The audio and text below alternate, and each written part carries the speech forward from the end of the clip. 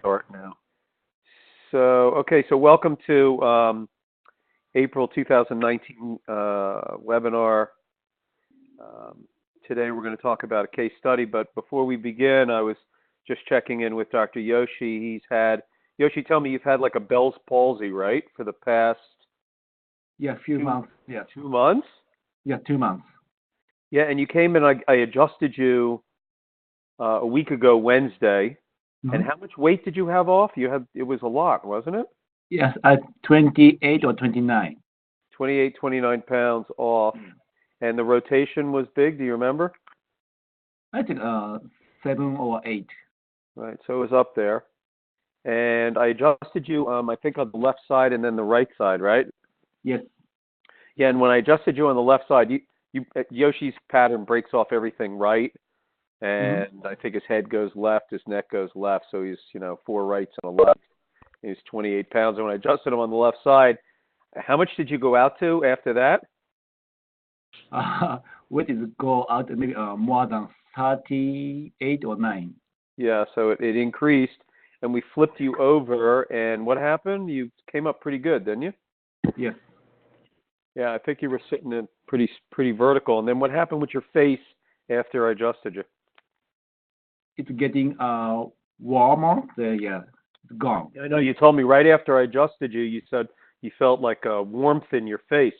Yes. And how long did it take to go away? Few minutes, few seconds. Wow, that's right. Hey, yes. Dennis, do you think we should write that up? Yes. Huh? I love it. Sounds like a good idea. It's freaking crazy, man, right? Wow. Yeah, all right, well, let's get going. We'll talk about a case here that is not so simple. Let me move this thing out of the way here.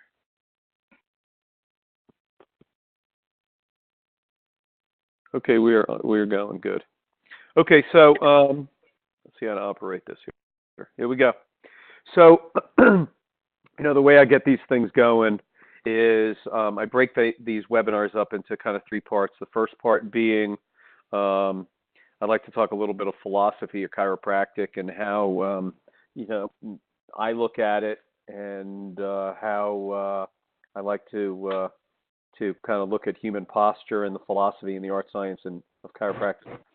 And the second part is, just kind of learning some information. And the third part being to leave you with some loose ends and something to think about for future webinars or classes or things like that, or things that I'm thinking about, that I don't have the answers to yet or, enough experience. So I throw them out to you guys as well. So, I was thinking today, when it comes to chiropractic, we have this science, we have an art, and we have a philosophy. And I got asked to be a Facebook friend of a chiropractor, and I like to go and look at what people stand for before I friend request. My wife, she just friend requests everybody, as long as they're not some, whatever. But so I tend to be a little more picky because I don't really want to get like 400 chiropractors and 401 people selling me practice management. Okay, so I don't like hanging out in that group. I respect them for what they do. It's just not my bag, So I went on this guy's site, and he had this long written explanation that chiropractic and what it stands for is perfect, and it doesn't need to be changed. And I didn't accept his friend request, okay? And the reason I didn't is because there is 3 things, and I could reach out and I could say, hey, why what should change, what shouldn't change. I'm tired of being controversial, and I just, what I look at is there's a science of chiropractic, there's an art of chiropractic, there's a philosophy of chiropractic, and the philosophy of chiropractic is very simple. It honors the body, okay, and I think all of us agree on that. The art of what we do and the craft of what we do, I think, depends on the technique that you're doing. If you're using a technique that uses an instrument, you have to be good with the instrument. If you're using a technique with your hand, you have to be good with your hand, and so forth and so on. And what I found is that the science of what we do is really the place that's lacking because, if I put up or I didn't even put anything up. I just put a spine up to get the whole human body. And I said to a class of seasoned chiropractors, what is the purpose of that to do with this? What would you do? I mean, what is the purpose, and where do you want to take this? You know, well, I want to do this. I want to do that. I don't know what that is. You know, I couldn't even answer that question is what is the purpose? What is our goal? Or what are our parameters? And Russell, can we have people mute their microphones because you're cutting in and out? Sure. Cool, thanks. Yeah, so, you know, what is our purpose of what we do? And there was a purpose for me at one point to take a bone and get it to a certain place and have a neck be in a certain place and a head be in a certain place and so forth and so on. And there really wasn't like, hey, that place is a good place. There was like, man, that's great. And, you know, that changed. Okay, but from there, it wasn't how can I change that better, and really what do I need to do? Because really what the path of what I've gone through is try to define those things. Is what, if we look at this picture here, is what are we looking at here? If I put this in front of somebody, you'd go, wow. If you had an X-ray of somebody, you'd go, wow. If you ran a thermometer up there, you'd go, wow. If you did a leg check, you'd go, wow. So this person has all these issues and all these indicators that we could all look at and go, wow. If we had a medical model, we would go, wow, in different ways. It could be blood work. It could be whatever it could be, you know. I mean, all different ways of looking at this thing. Okay, so for me, I wanted to define what those things meant. I say that funny. I'm laughing right now because I said I wanted. I didn't know what I wanted. All I wanted was to figure out how to do better. Okay, and I got a lot of cool ideas now from that, walking down that path of, hey, I would like to grow. So, you know, my thought for tonight is, you know, the guy that said that chiropractic is perfect, and D.D. Palmer and B.J. Palmer, and we need to keep it that way, then I disagree with that, because I believe that universal intelligence is there for us to experience change in our lives, and to experience, you know, the nervous system is, you know, the whole body supports the nervous system, and we're supposed to grow and change and evolve, you know, and you know, that's the way I look at things. And chiropractic has to do the same thing. So tonight's discussion is how do we look at this? What are our parameters? What are our goals? What's the purpose of what we're doing? And QSM3 definitely has that conversation at a considerable evolved level of where I stood 10 years ago. So 15 years of kind of chunking in on everybody else's stuff and seeing what made sense for me and weeding out things that didn't resonate with me for whatever reason, and to a path that I got to a place where I can now look at this person and I can do two things. I can look at it and I can have a conversation of how it's breaking down, and I also have a measurable system that can look at it and watch the change of that over time. Okay? So tonight, what I'm going to talk about is the most common listing that I see on the planet and the difficulty of it, okay?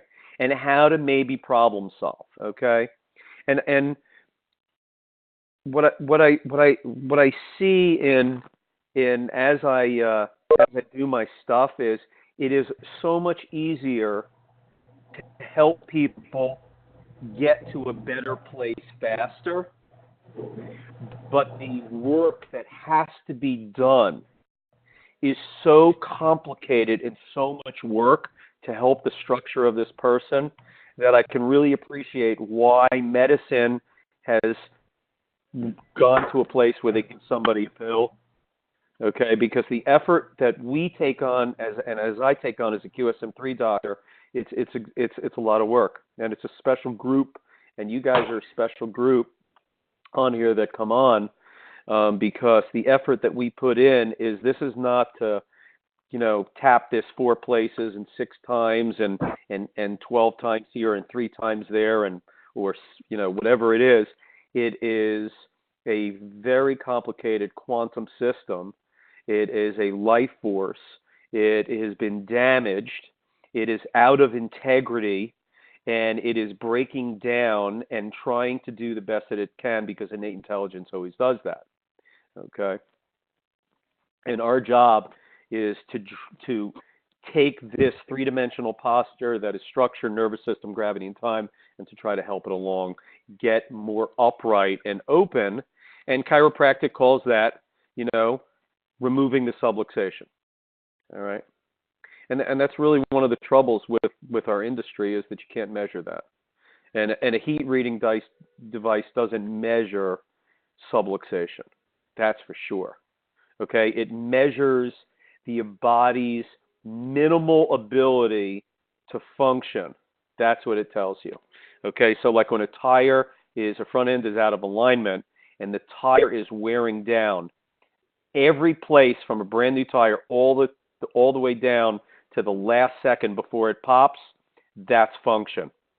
So at minimal function, you can have minimal structure. Okay, so what I want to do is have maximal structure so you can have maximal function. Okay, and the only way to measure that and to know that is by trying to understand this postural listing for where we are today. Okay, because structure dictates function. So this guy right here, we're going to have a little conversation about. Any questions? Feel free. It's all good.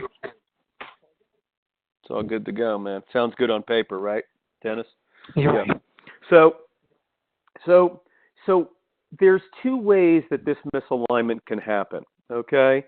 And the first one is that this thing has some type of trauma here in this blue arrow that comes left to right, and the structure of the pelvis or the legs gets knocked into the right frontal plane, and what does everything do above it? It turns back to the left. So as that happens, as this thing gets blasted in to the right side, if you notice, there's a point where the pelvis swings out, and then immediately it starts to dip, okay? And it dips down, all right? So the structural issue here is, and that's kind of a swing effect, and you see this with everybody. Now, if this person was hit a little bit, just a little bit to the right hand side, that pelvis may sit on the right hand side low, okay, and then you would have more of a normal balanced relationship. You'd have 3 R's and then 3 lefts. The top would turn back. But if this is enough of an injury that the pelvis goes past the point where it's tipping to the right and then swinging straight, it will tip downward on the left-hand side. And from the pelvis upward, will tip back the other way, okay, because the legs are swinging to the right, okay, where the damage is, and the compensation comes from the whole pelvis upward, pelvis, spine, shoulders, neck, and head. And you see something like this then, okay, where you have 3 lefts, 4 lefts, okay, and the weight is in the right frontal plane.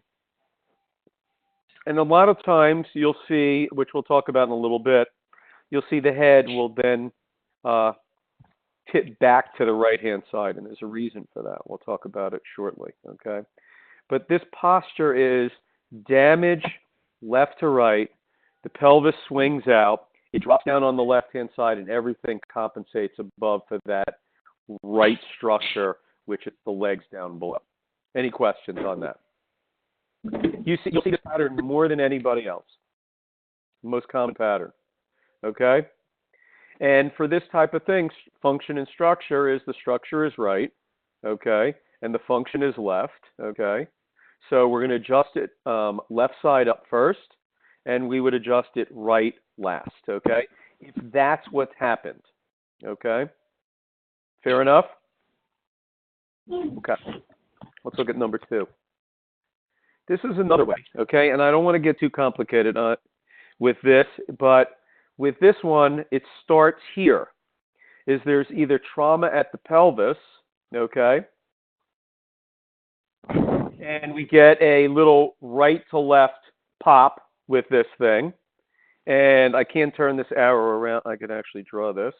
We get a little shot this way, okay?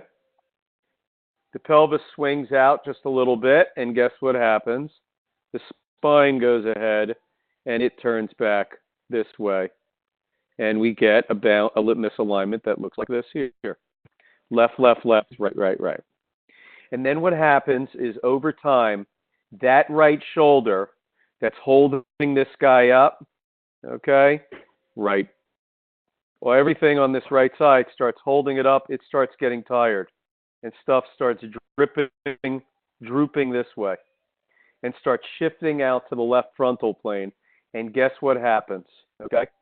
It starts swinging over, and here we go.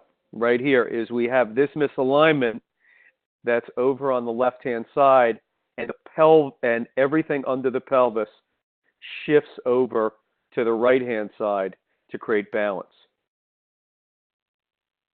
So we start with this left, left, left, right, right, right. The shoulder gets tired. We get this tip here, and if you do this, if you stand up and you swing yourself out to the left, the legs will swing out underneath you. And because that's happening, the neurology is backwards, okay? Over time, the degeneration, the righting reflex, gets out of place here. It's kind of fascinating. I see, because I saw this on myself. Okay, I saw this was my pattern of how I degenerated, because I was at one point left, left, left, right, right, right, and I changed into something very different from that. Okay, I degenerated into this third pattern right here. Okay, and this is the way the path followed for me. So that's how I looked at this pattern, because sometimes it needs to be adjusted on the left, right, and sometimes it needs a right, left. Okay, sometimes it just needs a right, and sometimes it just needs a left. Okay, so how do you determine that? I mean, how do you just go and deal with that? Because there's two paths. One of them is from below the pelvis, and the other one is a breakdown, long-term breakdown of something else, where the whole neurology, where the upper part of the body, okay, shifts out and it starts breaking down, and it becomes the major structure that starts breaking down, and then everything below becomes the neurology to create balance below it. And if that's the case for this one, you have a right-left release, and for the one before, we have left-right. Okay? So you'll have to look at that, and you'll kind of decipher that. So, let's just have a little bit of conversation on what do you think at least a minimum. I'm all about the last release, not the first release, okay? Because I always want to end on the correct side, okay? I can open something up and the person doesn't really need that, okay? And they just need the other side, then that happens, okay? So, we're going to start having conversations of how can I adjust this on one side?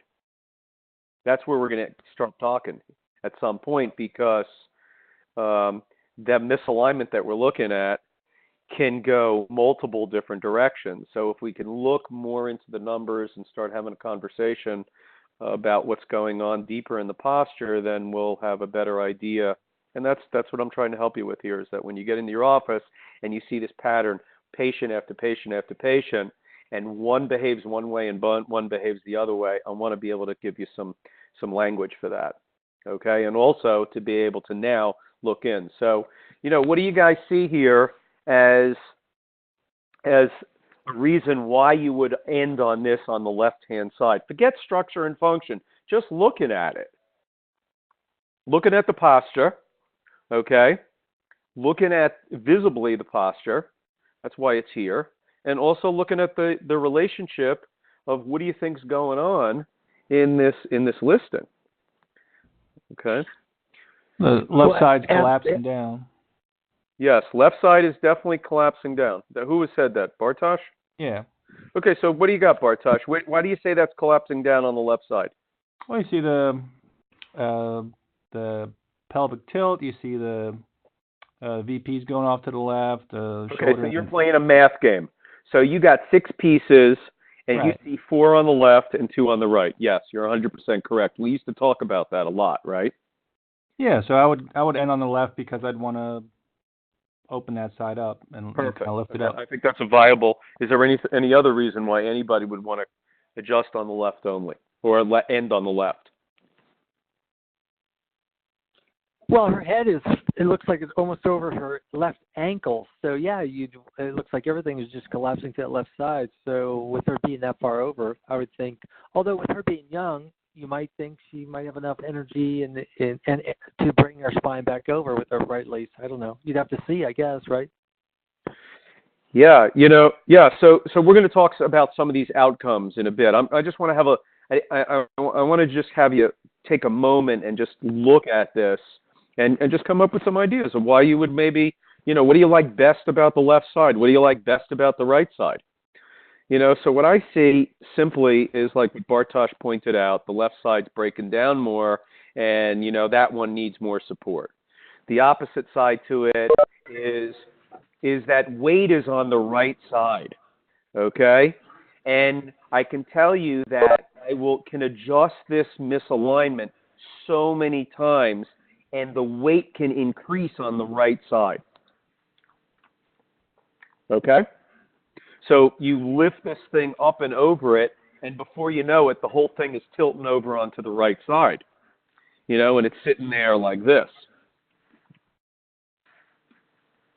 Like that, and everything's leaning to the right, this way. Okay, that's a possibility, So, so you got weight on the right, I'm a big advocate. You got to get that weight out of there, and you're going against it here. All right. So yeah, weight's on the right, weight. Okay. Math. Okay, for the left side. Fair enough? I should just say LBs here, man. So, yeah. So, that being said, okay. So let's look a little bit deeper into this, and let's have some other little conversations like we used to have, and just let's look a little bit deeper into this guy, okay? So, first of all, what do you see as holding this thing up?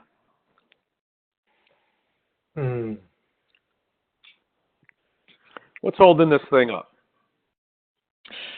Or ups, meaning more than one place.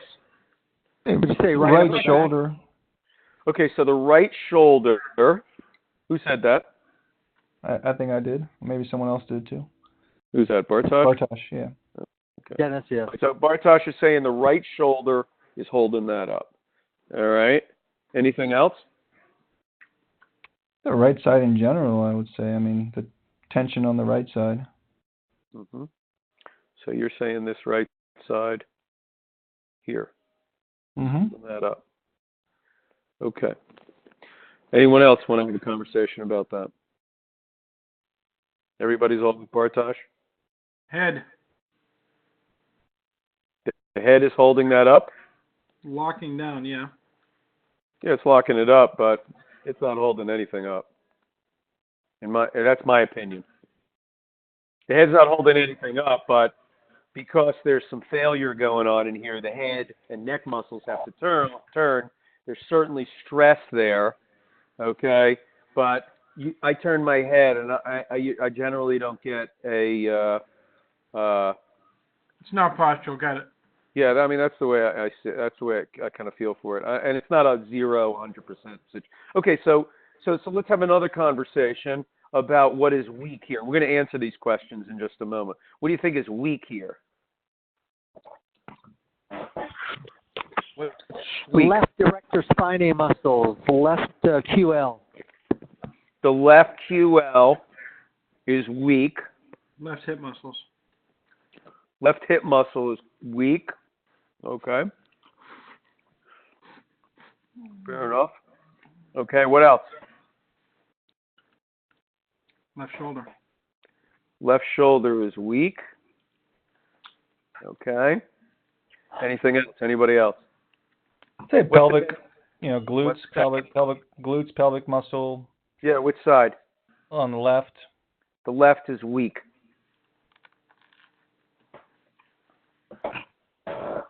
Perfect. Okay, anybody else? All right, so what is the head tilt telling you? So head tilt is because the atlas sits in a cup, it's affected least by a locking joint and gravity. That's why it's designed that way, in my opinion, because it is the last three-dimensional mover to allow us to have the righting reflex and the eyes on balance, on level. Okay? That's why that's made that way. Not so we can deal with parking better and, looking over our shoulder. Okay. To me, it's three-dimensional balance. Yes, it's yes, so you could turn and you could see more, but you can easily turn around. To me, it's a postural. Everything is postural, to keep us upright and balanced because of that energetic overload that it creates. So the head is, to me, a non-locking joint, and it is the final indicator that generally tells you. It tells you what below it is on the wrong side, because if it's turning some way, so in this one's turning to the right.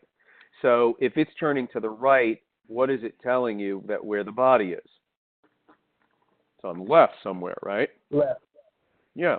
So you have a right weight and you have these four lefts that, you may look at this and say, hey, that left stuff is more of a problem than that right stuff. Mm-hmm. Okay. Just, possibility. So, and is there more than one structural issue here?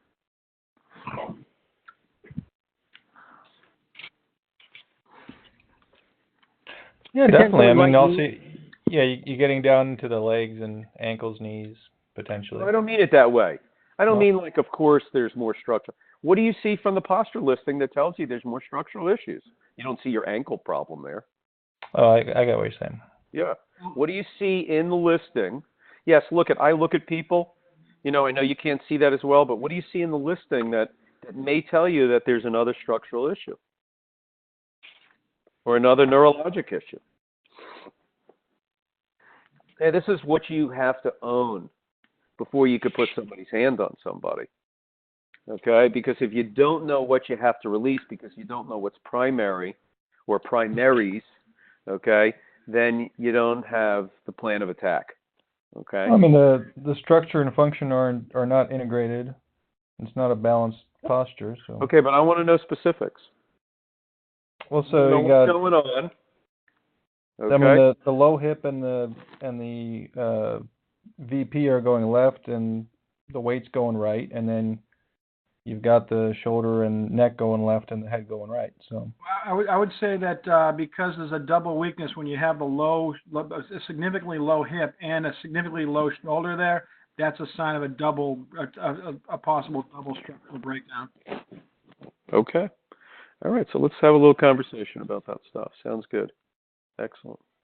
Listen, I'm just asking you some questions. Okay, so I look at things energetically. I look at them first, of course, biomechanically. Are they in balance? Okay, so you have a system here that if it was in better balance, it would be either right, left, right. That's not what we have here. So it's either degenerated down, okay, from what? From the right, left, or has it degenerated down from just the legs getting kicked out from underneath it? Okay, so we already know that it's degenerated back from this one. Okay, we're going to get to that. It's degenerated from this because it's not this here. It's degenerated threefold all the way to that. But I'm telling you that this is degenerated even further, okay, than what I just discussed with that one. And it's degenerated further that somebody just with a shot to the legs here, if they have a shot to the legs, show me how this is degenerated. It's degenerated because the head tilt here is telling me that this is broken down too far to the left and the head has to go to the right. That's simple. Okay? So I have one structural weakness and I have another structural weakness here. Okay? Something's breaking down. So this pelvis is the initial trauma, and it's also falling down, and it's also too weak for what it's supposed to do. So I say that something's weak, okay? It is unable, this TFL on the left-hand side, that glute, should be activating and pulling this pelvis this way, right to left. It's unable to do that, okay? This adductor is weak as well on the left side, okay? But this left shoulder is also weak. Excuse me, right shoulder is also weak, okay? Because it should be holding enough that the configuration does this and does that. Not this, that, and then this. That's what that's doing, okay? So this shoulder on the right side, I tell my patients, hey, that right shoulder may be stronger than the left side, but you know what? It's not strong enough. And that's what you have to look at, okay? So I'm a big advocate for that reason in this misalignment to make sure that I open the left side. And to me, it's possibly already failing on the right side. Otherwise, that head wouldn't tilt. So I have to ask myself a question. Do I even want to adjust the person on the right? Okay? These are questions that I look at. And I look at each person, and I look at the weight, and I look at the rotations, and I make a decision about, and I see it visibly. Posture IQ, obviously, is my first line of defense in all of this, okay? Because it tells me, you know, almost everything. Okay, but my eyes in front of me tell me even just as much. Okay, seeing the flow of it and seeing the double breakdown here. Okay? So, questions. So I adjust people and I start this pattern on the left side. Okay? That's what I've noticed has helped me the most as I adjust this pattern on the left side. Now, I'm going to tell you that this pattern is not this pattern.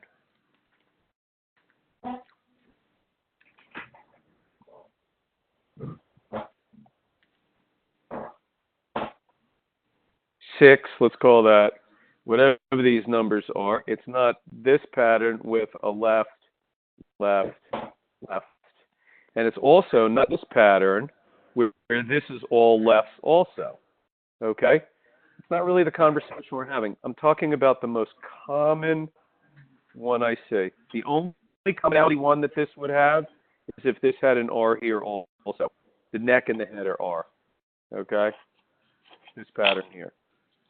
So this is the pattern we're looking at. Okay? I don't want to confuse patterns thinking that, oh, he's talking about all these different patterns here. Okay? We'll talk about those another time. Whoever's messing around with glass or metal, whatever you're doing, please put your mute on. Thank you. All right. Oh, beautiful. Okay. So let's just look at some of these posts. So I start this person on the right, and what I want to do tonight is I just want to have some conversation about what's going on. Okay. Now, first of all, I do want to tell you that what happens if you decide to adjust somebody from this post, and if I adjust them on the left, there's only one other thing to do, is adjust them on the right. Okay? If you adjust them on the right and you are in worse shape, then you need to go back to the left. And So I want to make that clear. And what happens is every misalignment, even though they can have the same postural listing, is they have different characteristics of behavior, and we'll talk about a little bit that a little further on. But they have different characteristics because everybody has different traumas, different micro traumas, different energetic capacity. So understanding the post helps us do this better, okay? So it's not a matter of, listen, every time you see this listing, you're going to start on the left. You're going to start on the left, and when you do something and you get a post, at the end of the day, I'm teaching chiropractors how to understand posture, structure, neurology, the innate intelligence, and how it communicates with you, and what serves that patient best for that day. Okay? And because this is a life force that will talk to you, it'll also tell you where its weaknesses are.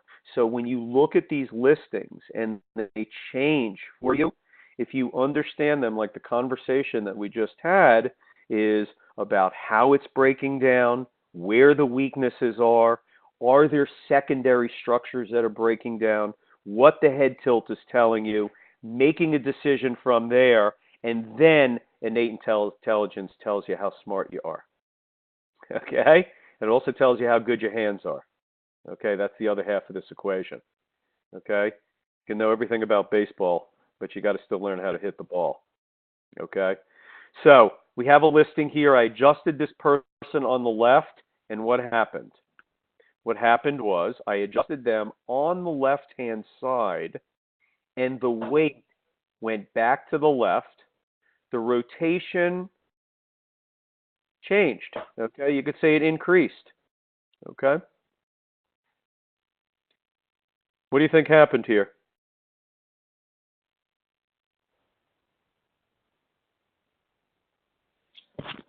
Body compensated for the weight shift. Yeah, so you know what I see with this is here we are, we're coming in with a left release, kabam, like that. Okay? And this thing came in and it ends up like this. Now, first of all, is it more linear than it was?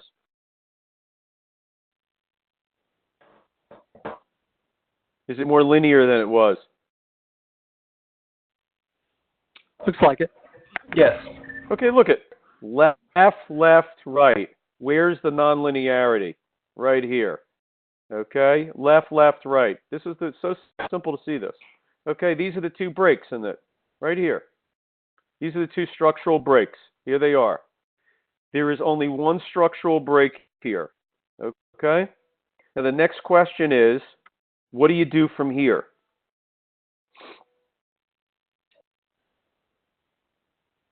Guys, you have this in your office every single day. You make a decision. Come on, talk to me. Follow and eight and flip them. You would flip that over. Anybody else?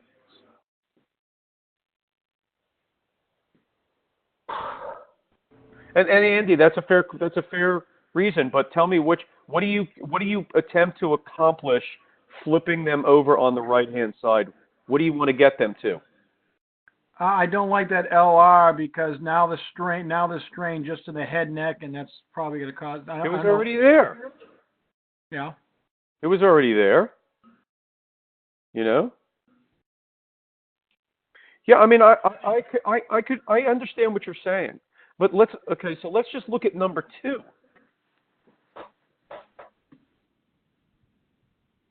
Look at number 1 and number 2 together.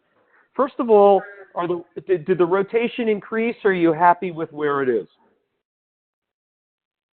Is it a big deal or not a big deal? Not a big deal. It's not a big deal, right? Yeah. It's not a big deal. They're coplanar. If anybody knows what a millimeter looks like, it's no biggie whoop by any means, okay? So what happened between number 1 and number 2? Big thing is the weight. Right. Number two, the weight came. Right. Which one is more stable? One. Number 1. One. Number one, no doubt. Just looking at the numbers, you don't know the person, and I'm not mixing all the variables in, but we're looking at numbers tonight and right now. That's what we're doing. We're just looking at the listing. We don't have the person in front of us. Okay? So the difference between these two is, number one, I definitely would leave that person alone. Because what I just did is I just took out, what I just did is I nailed this thing over, I went left to right on it, and it popped itself together. So to me, the pelvis and the legs and the spine kind of integrated, and guess what happened? Because of that, the body was able to bring itself back up to center because it got integrated. It's like the pieces snapped in place, and the body goes, oh, I'm strong now from down below because my pelvis is in a good spot with my spine and my legs. Boom, I can pop that thing up. So it looks like this kind of thing. It goes from this misalignment here, this V, to something like this, and then it goes, oh, I'm strong in this position, and I could pull this thing over that way. And it did that like that. That's what I see that doing. It always fascinates me. I love when this happens, is that I blow it out to the opposite side. This top part opens, okay? Opens up. This V integrates right here, and the body says, the nervous system says, I'll take it from here, and brings it up to center and keeps the rotations down. This one says something else, okay? This one says, you integrated the bottom, but there is a big weakness this thing has fallen over, and it's somewhere over here. And what I would do with this person on number 2 is I'd have them rest first, okay? Because I don't like just flipping somebody like this over. I don't care if it's 30 pounds. I don't want to just flip them over. I want to give them some time because I don't want to get back up. Let me clean this up. I don't want to get back up on this right thing. I don't want to get on this right side, go into this thing, and guess what's going to happen? Collapse. It's a very good possibility that I just blow out what I just did. So I see the rotations didn't change. I see it's strong that way. I want to give that an opportunity to do what it needs to do. And Andy, you're 100% correct. It's certainly something that I'm looking at. Okay, but right off the bat, I'm super happy. That's a big accomplishment, is to get that integration down below, and that tells me something interesting that I think is interesting. It tells me where I'm at right now. And, not like Matt Hunt would say, he's here tonight, for now, is that tells me that this part up here is the bigger problem. Because that's what I went after when I went on the left side. I went out after that upper part. And when I integrated that neurology, that structure the whole body was able to bring it over. If this lower part was a big problem, this whole thing would have just caved over right into the right frontal plane. You know what I mean? You see that? Got it. This whole thing would have gone from this, so to speak, to this. That. It would have tipped over. Okay, so that weight. Right. The weight could have just fallen over on that thing. Okay. So, we're having a lot of discussion about, what I see on the inside. And, the more we understand it, the better we cooperate with innate intelligence. Rita and I go to the movies, and there's a Godzilla movie coming out. And, one of their famous lines in it is, okay, so we're going to make Godzilla our pet.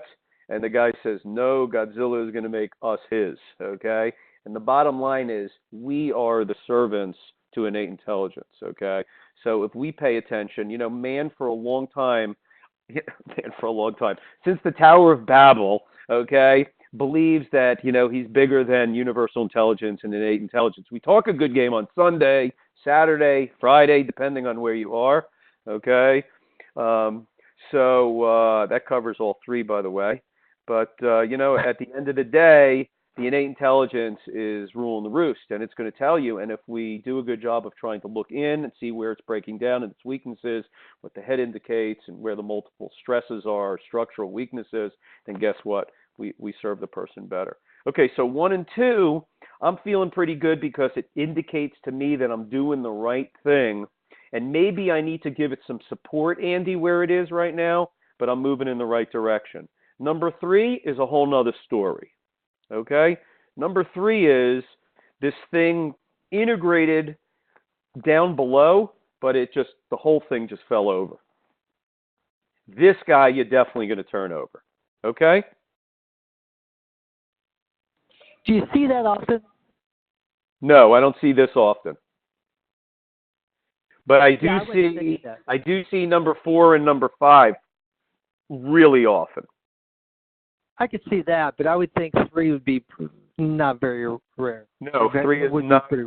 Yeah, well, I'm giving you everything I could think of, and I just moved all the numbers around.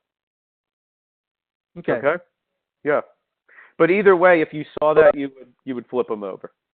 Yeah? Mm-hmm. Because of the complete collapse in the rotation. Okay? So, the last 2, what's happening with them? Going away from your release. Yeah, so number 4, excuse me, number 1, the first one. Number 4, let's do number 5 first. Number 5 is the easiest one because the rotations are breaking down. And the rule is if the rotations are breaking down, you got to flip them over because the whole thing's it just can't handle it. It doesn't mean that it can't handle it down the road. It can't handle it now, okay? Because at some point that left release may do the whole job for you, okay? It just can't do it right now, okay? There's just too much pelvic weakness. When you pop this thing over that way, this whole thing just went all the way out here, okay? This one is telling you something different, okay? This one's telling you what? Grand prize to anybody that gets this right.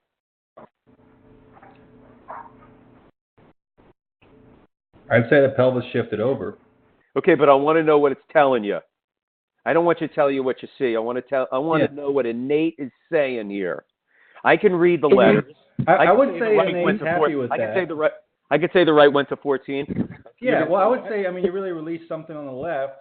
The weight went out, but the rotation is low. Okay, tell me what innate is saying, not what it. Innate. You got. Innate saying you got to go left. Hold on.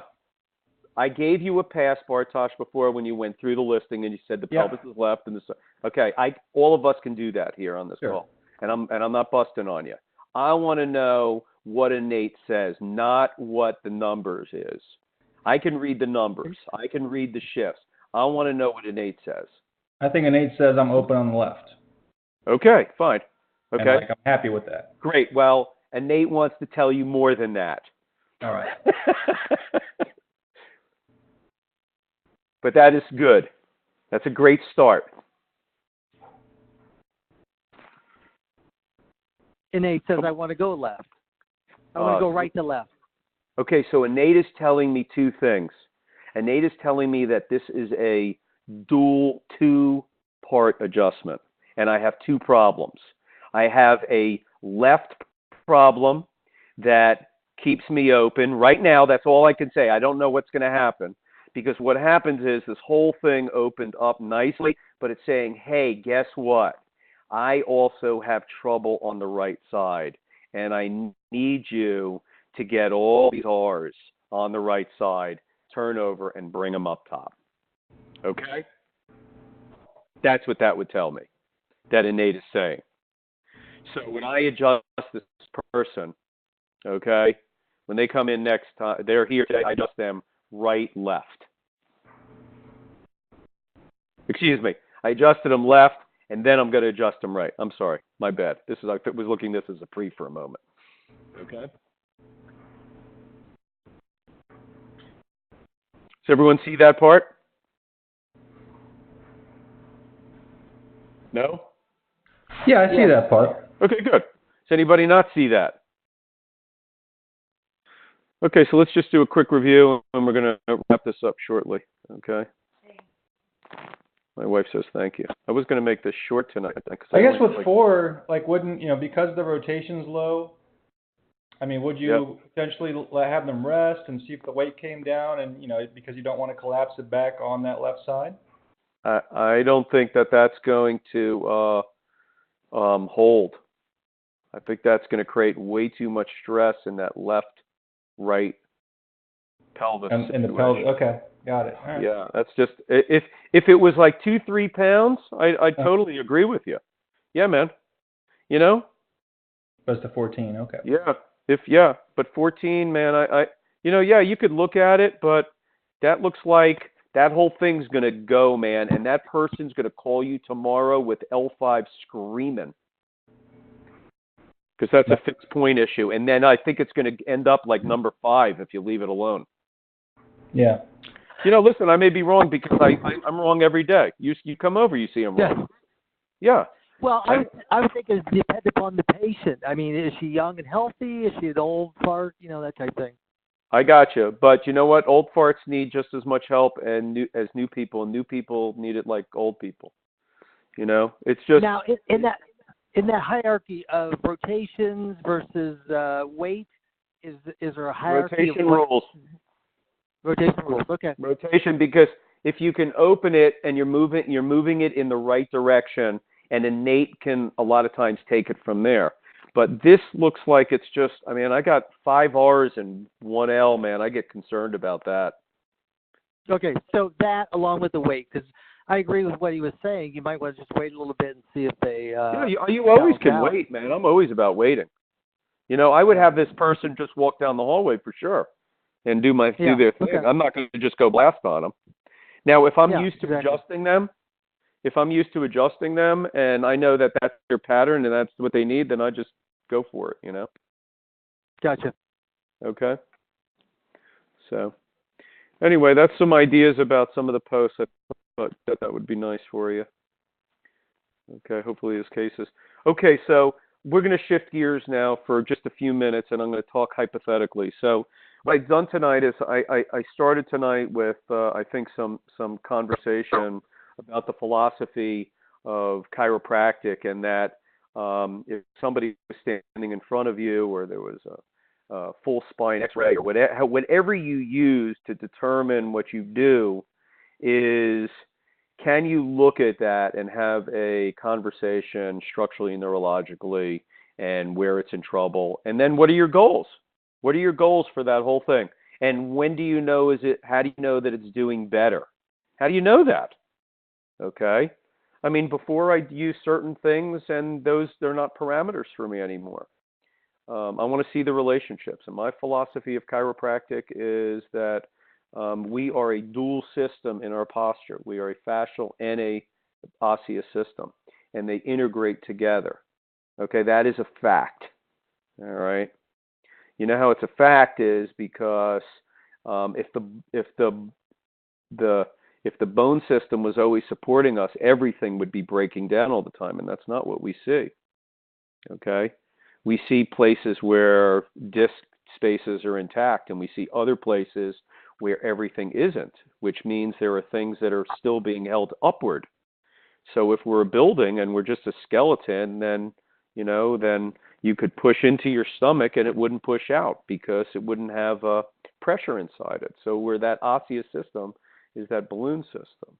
And then we had a case study where we looked at 2 different ways where a system can break down, and we started having conversation of looking at the relationships between the structure and function, and looking at the head as the last neurologic indicator for proprioception to balance the eyes, and because it doesn't subluxate the way that other things do because of its osseous orientation, it's not a fixing joint, that it can help us determine how to look at things better, determining how to adjust them last.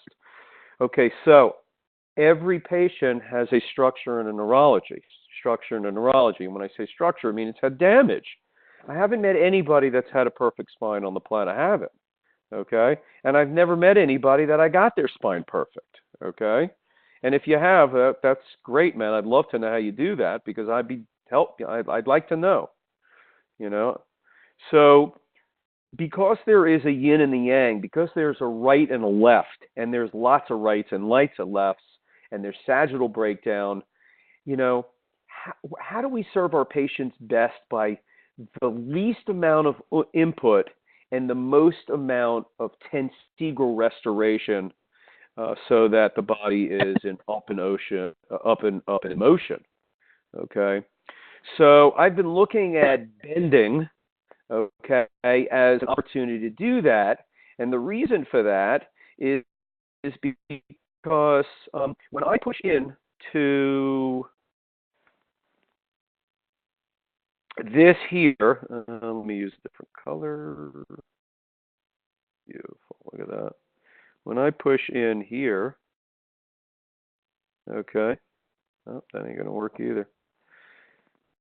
I'm going to do it on the side here. When I push down into the neck here, something magical happens. If this was a balloon, all this stuff would come around and around. Could you see what I'm drawing right now? Do you guys see that? You don't see that? That stinks. Oh, no, yeah. I just see the yellow on the side. The arrow to the left. I see. Yeah, so what happens is when I push down here, what happens to the head? What does the head do? The top of the head. What is the top of the head? The most cephalic point of the head. It tips up, right? It comes up. It comes up. So it creates tension on the whole side that's down, that's laying down. Okay? And the whole upper side does just the opposite. Okay, what is this part doing down from the shoulder? That from the shoulder is going this way, and the head is going this way. Okay, so we can activate both sides all the time. Okay, and if we put the person in the proper position and the proper placement and all that kind of stuff, guess what happens? Is that we can create a three-dimensional release. Okay, and that's what I've been working on. So I've been looking at every misalignment and saying what side would be the best way to release this from one side. Okay? Whether it be an L bend or an R bend. And guess what happens? I do that, and a lot of people respond great. And then other people need me to flip them over. And then some people need me then to go back to the left. Okay? Meaning I really got it wrong. Okay? So some people need me to do the left and then go, say I do an L bend, I do a left, and then I see what I see, I look at the post, and I go, oh, they need it on the right, and I adjust them, and that's great. So I go, okay, that person needs LR, okay?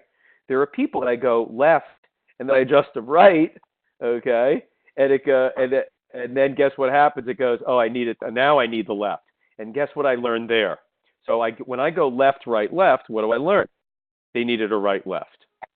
And then there's people that I just bend on the left, and they just go zippity-doo-dah. Okay? So what happens is about 60% of the people right now, I'm guessing this number, okay? I don't have any data on it. I can adjust them on one side, and the other people need me to do it on both sides, and I need to figure out that configuration, no different than we did on the post. And the reason for that is we'll have a discussion in just a moment, okay? But I'm just hitting some highlights, all right? I'm not telling you how I determine this yet, okay? Because I do have a protocol. I just got to see how it works because Matt Hunt is on the call, and I don't want to give him anything else to think about. So, but I do want you to look at this, okay? Because I'm going to ask you to do some learning on your own. Right? Because the more you think about something, this is that patient laying on their side in both positions, whether it's right side up or left side up. And you should be able to look at somebody and say, okay, which one serves them best? Okay. So if I came in here, this you could see, or I came in here. Okay. And what that would do, what is the head doing for me? The head is a big mechanical mover. Okay. Do you need that? What is the head doing? Where is the weight? Okay? And what I do is I run through a protocol now of determining what side to adjust them on with a very specific placement. Okay? I watch the outcome and I see whether I can get it on one side. See, realistically, every body should be able to get adjusted on one side. And why is that? Because a balloon, when you push a balloon in, everything expands, except if there was a weakness in that balloon. If there was a weakness in that balloon, okay, kind of like a blister, and that energy couldn't get into it because it's like a rubber band that's lost its elasticity, and everything is stretched, and you're stretching everything, but there's an area that is not getting, you're not able to get through because, you know, everything needs X amount of stretch, and this needs even more than that. So while you're releasing everything else, all that other stuff is just floating in the wind. And when you stand them up, you didn't release that part, and you have to activate it directly by turning them over. So that's what I mean by that. And let me just say that again, is that everybody should be able to be released on one side, except now they've been damaged. So all the forces can't be transmitted through the Tensegral sphere balloon all the way through the whole body. That just goes bam, blasts it in. D.D. Palmer comes in, kaboom, anywhere on the body, and kabam, it pops it all out. It doesn't do that. Okay? It doesn't do that because it's been damaged. But we can do it from one side and multiple points. Okay? And then there are people that are more damaged that we have to adjust them on both sides at multiple points. Okay? Is that okay? And the way that you determine that is by looking at the posture like we did tonight, looking at the case like we did tonight, and going ahead and looking at the breakdown and looking at all the other indicators that I've repeated endlessly tonight, and then watching the outcome and seeing how that patient progresses through multiple adjustments, both sides, to hopefully one day one side, while you restore the integrity to it, while you increase the stability of it, and you help the patient that way. All right? That's a cool concept. Okay? So to do that, you have to be able to do this. And you have to be able to look at the person and understand the pattern so you can support it. Okay? And we talked about, okay, what needs to be strengthened. Okay? We talked about what needs to be stretched. Okay? And you should be looking at these things of what's long, what's short, what's weak, or what's fatiguing, and come up with a protocol for yourself, and ask us to help you with that. Okay? But you should look at these things. And that's the stuff that you give your patients at home, and to do some homework at home. Okay? Because if you don't strengthen this glute over here, and you don't strengthen this shoulder over here, you're going to be long-term, you're going to put it up, and they're going to fall over. If you don't go ahead and stretch this short hip here, and stretch this short side here, okay, and work this pelvis this way, so that you can deal with these adductors and abductors, because this lateral line is crucial to deal with, okay? This is a big weakness, this lateral line. Look at the swing. It swings back and forth and back and forth. You have to deal with those lateral lines. Okay? So spend some time looking at the weaknesses. Spend some time trying to understand what the patient has to do. And just think about it. And then I'll start helping you with it. Okay? Anyway, any questions? Hour and 9 minutes. I'm 20 minutes early. I usually go long. I'm really going to try to get these things down to 45 minutes. Okay? So, questions on tonight. I gave you some philosophy. I gave you some biomechanics and some added things to throw in your pot to look at things to help you determine. We reviewed some outcomes. We talked about some new concepts of when going into one side and bending. How would you bend this thing? Would you bend it on both sides? And how would you place it? You know? Raise the headpiece, lower the headpiece, tip the head up, tip the head down. What would you activate? Looking at that postural listing, what would you do? Where are the weak lines? So the weak lines are the ones that you activate. How do you activate them? You put tension in them. If you want to stretch a rubber band further than where it is, you got to take it to its limit. And that's what I tell my patients, is I'm going to take you further than where you are today. That's my job. Okay, it's just like filling a tire. We're lifting people up and getting them strong and balanced. And the only way to do that is when chiropractic starts looking at its tonal origins and a global model and step back and actually start being vitalistic again, not just in our philosophy, but also in our science. And that will take us a full revamping of what we're doing now. Okay. Last call for a question. Okay. Peace and love, man. Webinar next month. There is a Mod 3 in July. It's open to 12 people. You have to have been to the last 2 classes, and you have to, I think that's it, I believe. You have to be into the last 2 classes. Okay? It's a doctor class also. And then October's coming soon enough here in Atlanta. Okay. Have a nice night. Happy Easter to my Christian friends. Happy Hanukkah. Happy Hanukkah. May you have a kosher Passover for tomorrow night. It's interesting. I said to my wife, I said, I love that the redemption and the revelation are all in one weekend together. Amen. It's a beautiful Amen. thing when it's a beautiful thing when 2 cousins are being united that way energetically. Okay. Have a nice evening. Thanks, Good night, Russell. Russell. Thank you. Good night. Good night. All right, good night.